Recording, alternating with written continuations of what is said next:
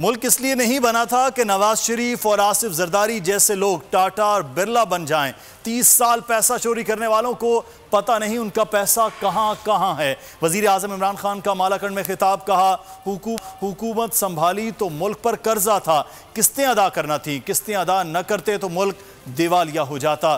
قرضوں کی واپسی کے لیے دولت میں اضافہ کرنا ہوگا۔ سندھ حکومت بنڈل جزیرے پر سرمایہ کاری کی اجازت نہیں دے رہی۔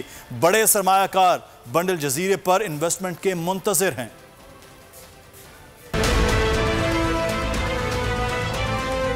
اسلام کے تھاٹ کو ڈیولپ کریں، ہمارے انٹلیکچوئلز آئیں، وہ بتائیں کہ یہ ملک بنا کیوں تھا۔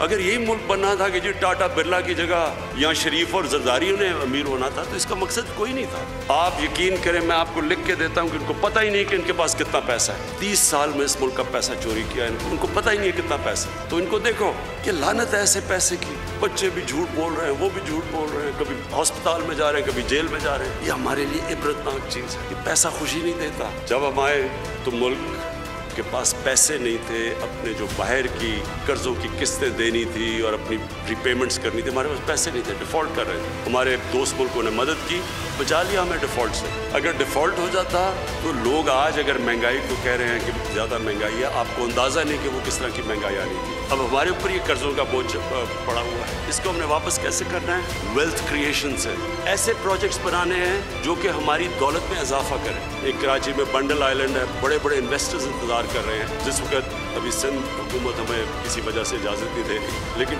بڑے بڑے انویسٹرز آ رہے ہیں جو کہ وہاں انویسٹ کرنا چاہتے ہیں۔ اس سے کیا ہوگا؟ فورن ایکسچینج آئے گا ہمارے پاس، ہمارا روپیہ مضبوط ہوگا۔